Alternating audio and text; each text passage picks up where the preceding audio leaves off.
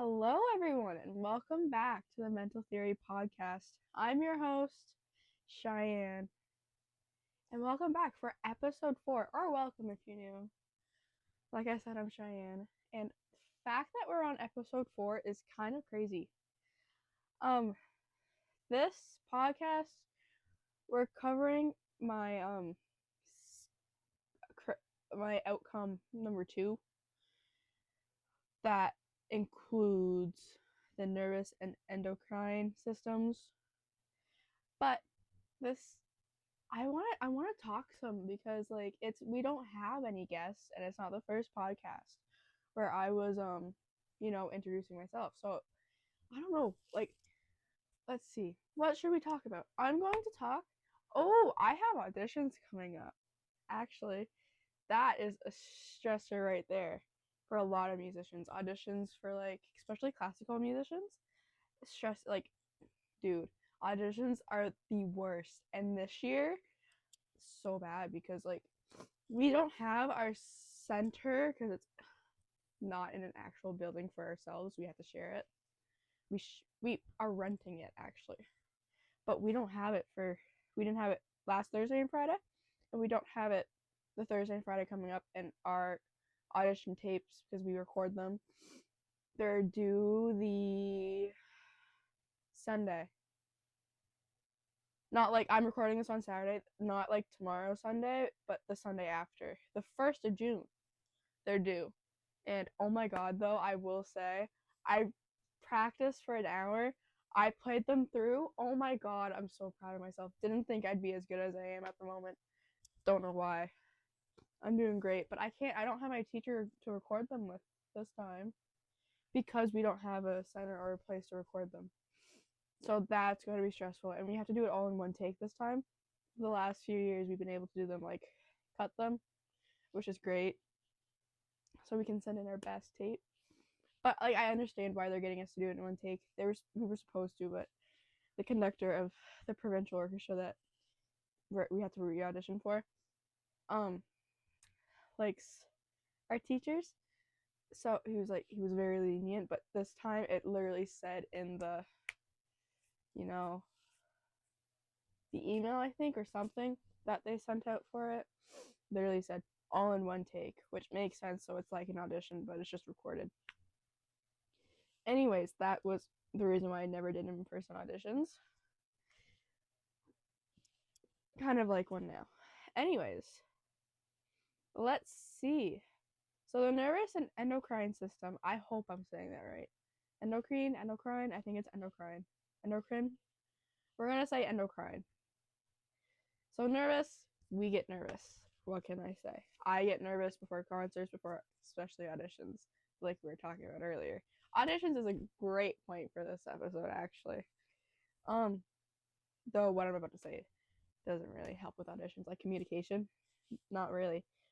But communication, the nervous system for communication, because it's every part of it, both the nervous system and endocrine system helps with different parts. For communication, for communication, the nervous system helps send information in fast and short distances using your neurotransmitters and electrical pulses. Yeah. And the endocrine system, relies on a lot of hormones that are released in the bloodstream, and it is a little slower. So it's not as fast as the nervous system, but it still gets the process done just slow. So slow and steady wins the race.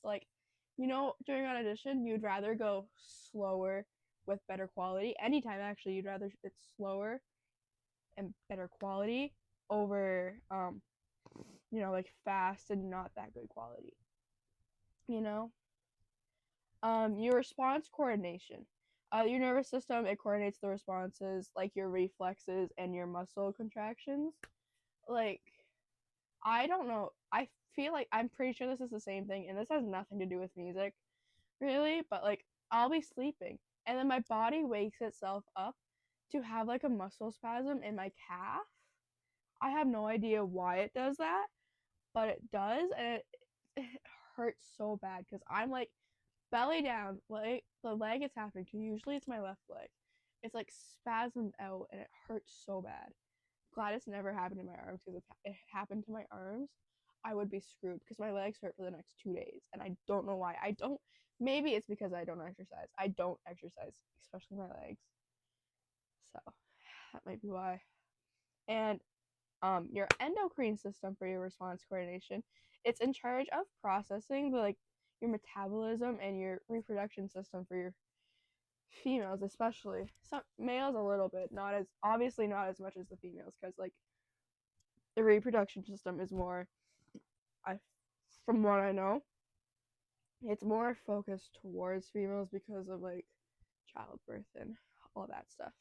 But your metabolism, like your fast metabolism, if you have I don't have a fast metabolism, and I am jealous of people who do.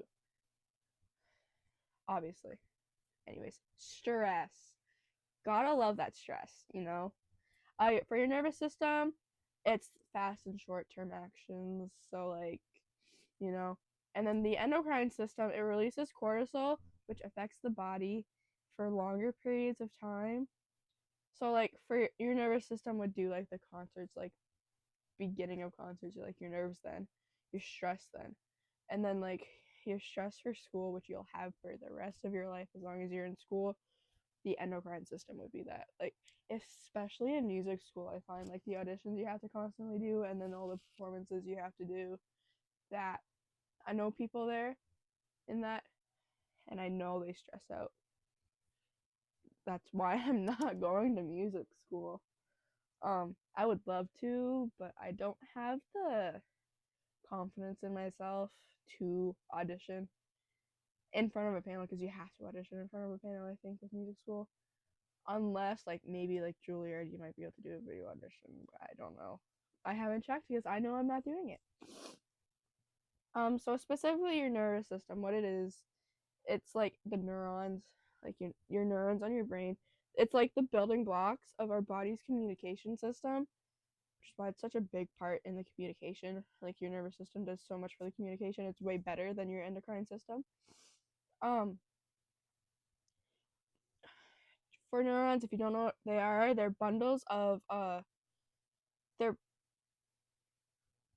that create our nerves. Hence, nervous system. It's organized into networks that let signals to move to and from the body and the brain, and it's relatively quick. It's quicker than the endocrine system. It has two parts. Your central nervous system, which is like your brain and your spinal cord and all like the stuff kind of in the middle of your body. Mainly the brain and spinal cord, and then the peripheral nervous system. Yeah. And then your endocrine system, it's composed of glands that produce chemical messengers, aka your hormones. And then the bloodstream carries these hormones all over to like your muscles and stuff like that to do your movements. Like, it's doing it right now for me to move my hands like this. So but your nervous system,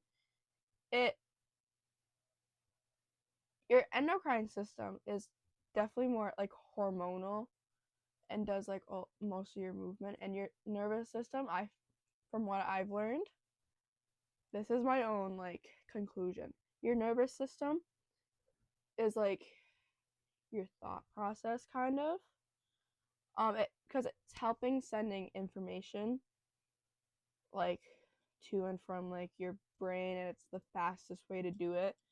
And your endocrine system is more like hormonal, it's slower, and it like helps more with like your muscles and stuff.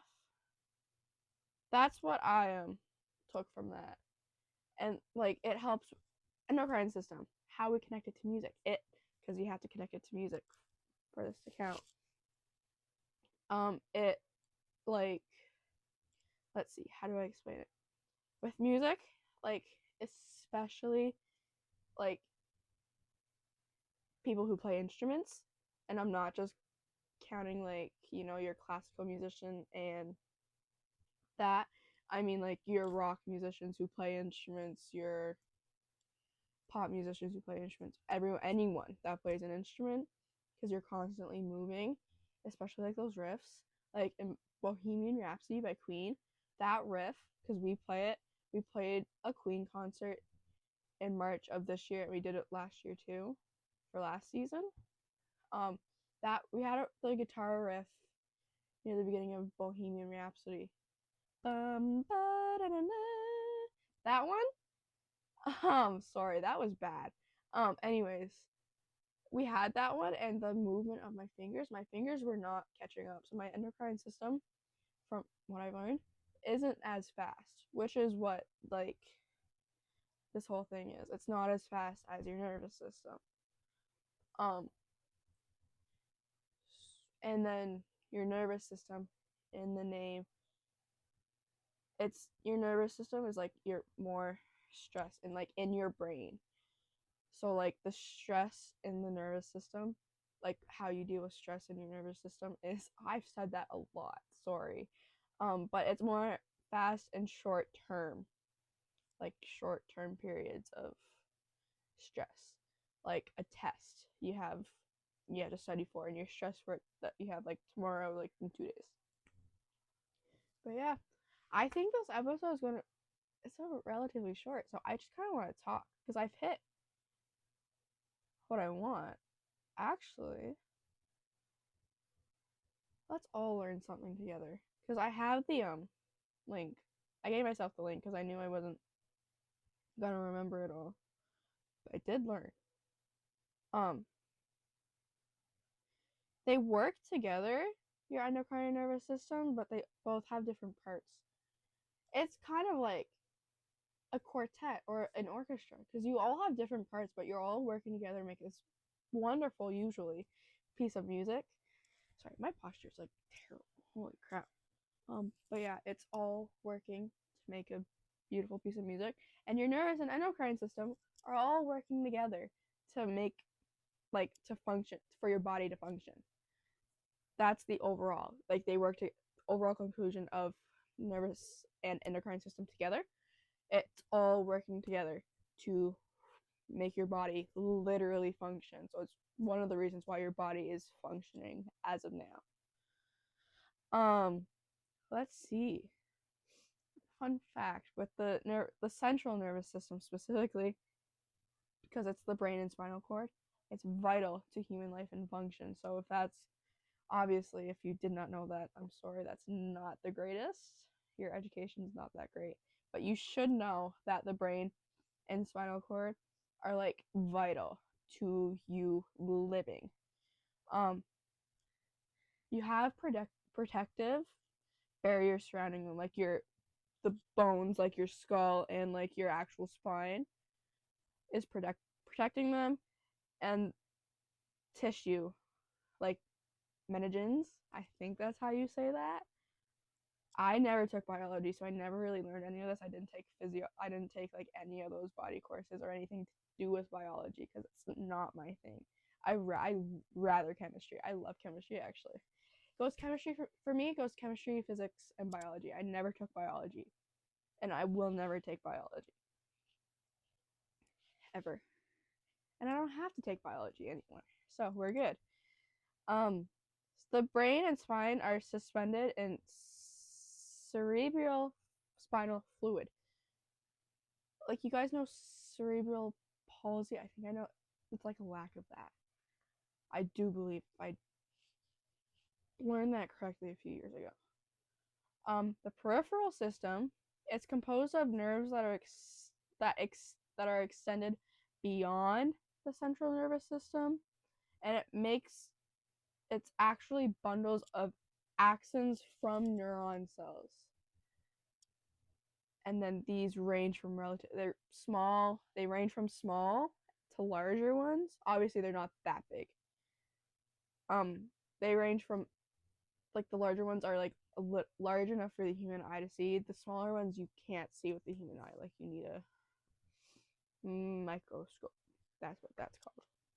Can you tell I've never taken biology? Couldn't even remember the name of that. Whew. I chugged a Pepsi after that, so I'm like hiccupy and burpy. Pardon me. Ugh. It's the peripheral nervous system is divided farther into two others: the somatic nervous system and then the autonomic, autonomic, autonomic nervous system. The somatic nervous system, it transmits sensory communications, and it's responsible for voluntary movements and actions. So like me voluntarily moving my fingers around like this, and when you're playing your instrument, da da da da da. Yes, that's the somatic nervous system specifically. It's composed of sensory neurons and motor neurons. Kind of, who would have guessed the name? Sensory and motor for your voluntary movements. Who would have thought? The autonomic system. Sorry, I'm trying to get the word right.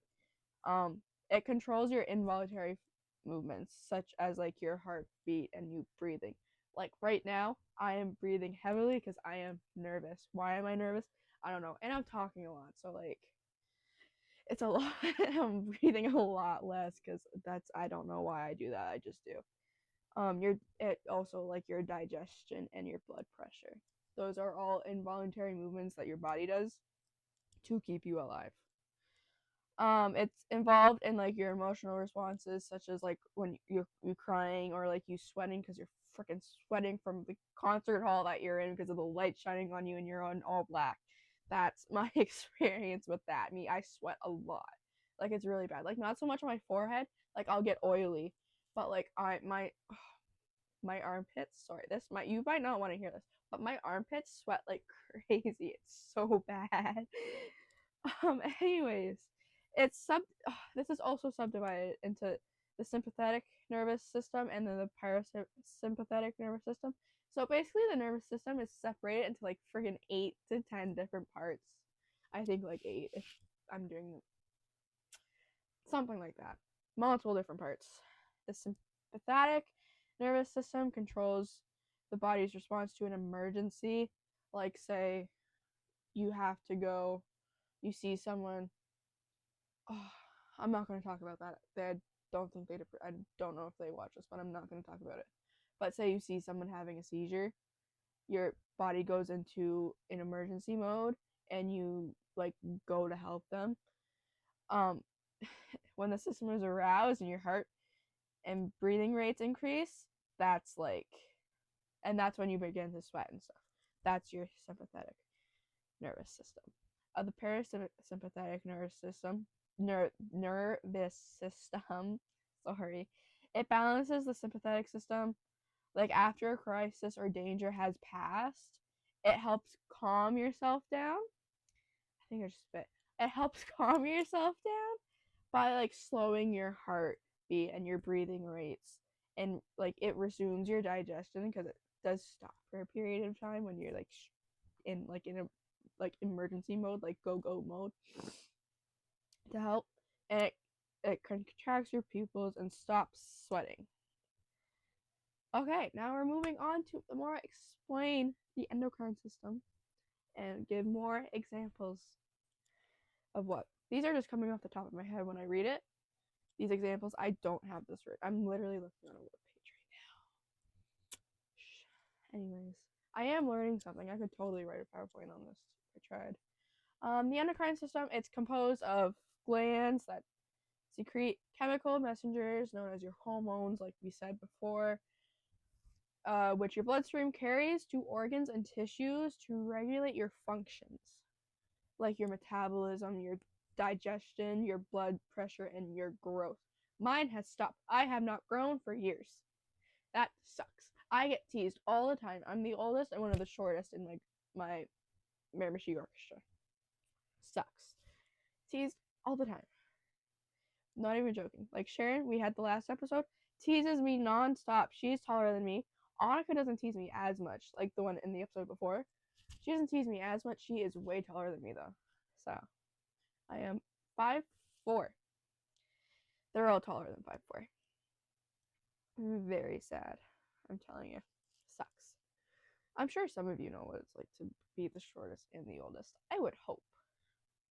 Anyways, the endocrine system is not directly linked to the nervous system, but they interact in numerous different ways. Like they're linked by the how ooh.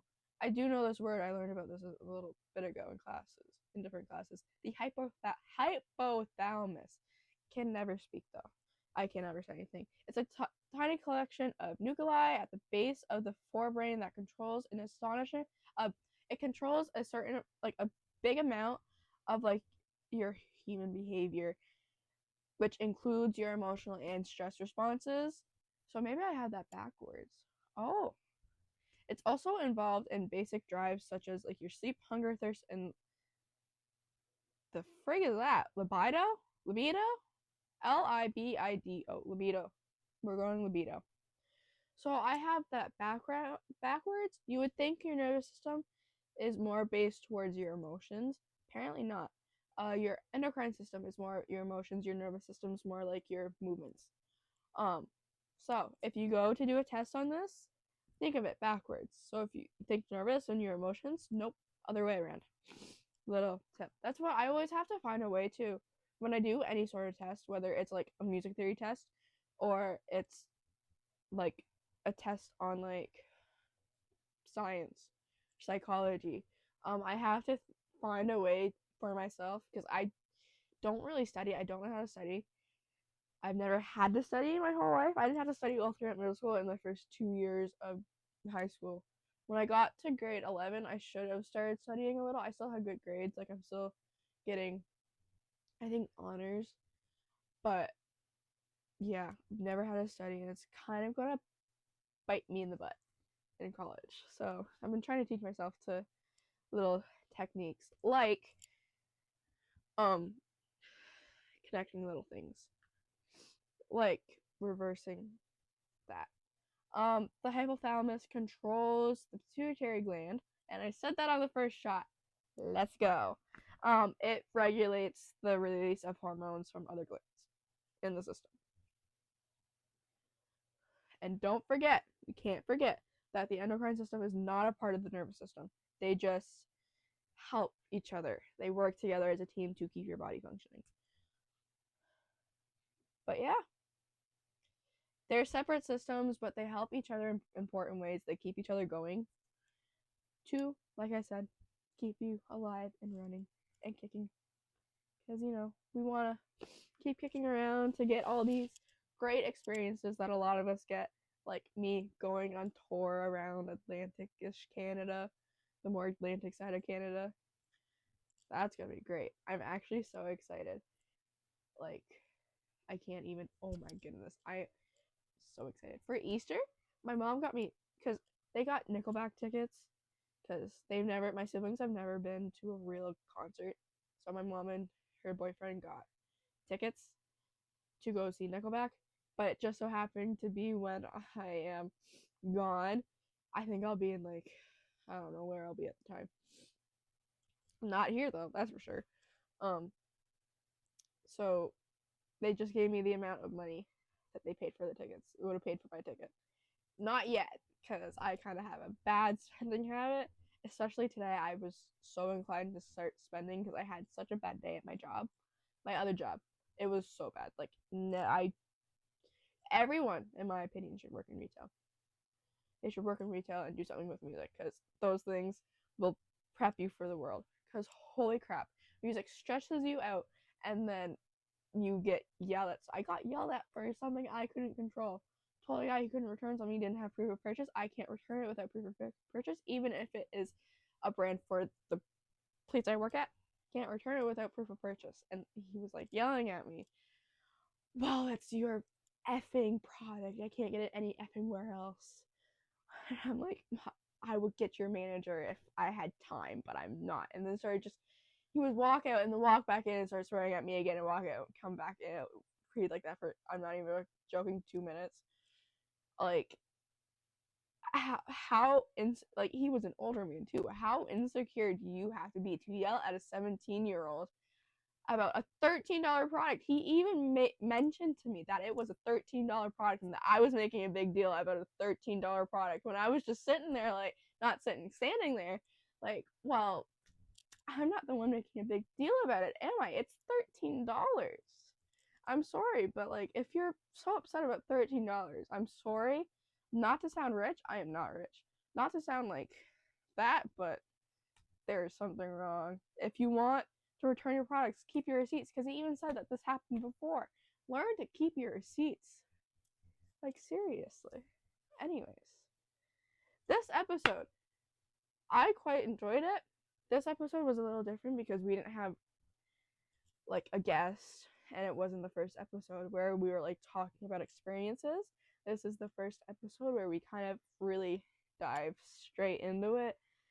To the curriculum, after the 6th episode, I have 2 more episodes after this for technically what I'm calling season 1, as long as I actually stay to it, which I want to. This is actually a great thing to do, a great brand to help the world.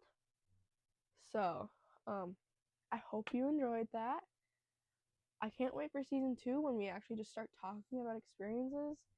Like, don't get me wrong, learning about this is actually great. Like, I don't think I would have learned about this any other way without doing this, and it's actually pretty interesting. Like, learning about this and then connecting it to music. Sorry, I sound like such a nerd. Sorry, but like, like learning about it and then connecting it to like music, different like music, and as a musician connecting it to different scenarios is actually really interesting. It's teaching me a lot. Like, I'm teaching myself a lot, even just looking at like one website, because each script I have has like, I put the website just in case, because like I was like mentally counting the time, and I wanted it to be at least like 15 minutes, 20 minutes each episode. Hopefully this reached it, because like, it's the more you learn, and then the more I connect it, the more you learn about the music industry and why it is a good industry, but we're just like, the mental health and the way we're treated, not that great.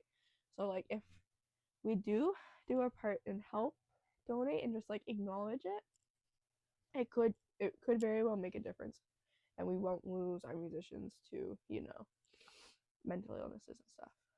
Anyways, so that's it. So I hope you guys enjoyed. I really did enjoy that, and I can't wait for technically Friday's episode, but I can't wait to record the next one. So can't wait for tomorrow because it's getting recorded tomorrow. So I'll see you guys on Friday. Okay, bye.